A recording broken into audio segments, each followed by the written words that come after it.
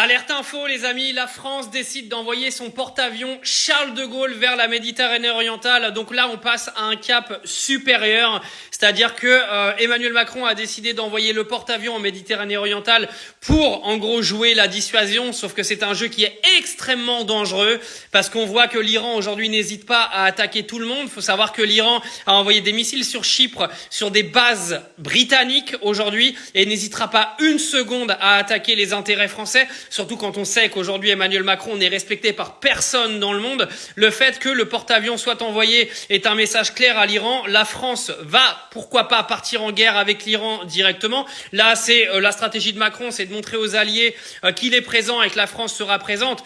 Alors tant qu'il n'y aura pas d'attaque française envers les intérêts iraniens, la France ne rentrera pas en guerre. Mais si demain le porte-avions se porte très proche des côtes iraniennes et que l'Iran décide d'attaquer le porte-avions, ce sera une attaque directe envers la France, envers les pays de l'OTAN, et ce sera une entrée en guerre automatique de la France contre l'Iran. Entrée en guerre totalement stratégique de la part d'Emmanuel Macron en vue des élections de l'année prochaine, comme je le répète depuis maintenant plusieurs années. Le jeu auquel est en train de jouer Emmanuel Macron est extrêmement dangereux. Donc on va suivre les prochaines étapes là dans les jours, dans les heures et les jours qui viennent. Mais en tout cas, une chose est sûre, ce soir, Emmanuel Macron a décidé d'envoyer le porte-avions Charles de Gaulle en Méditerranée orientale. Et ça, c'est un cap que la France n'avait absolument pas franchi depuis le début de ce conflit.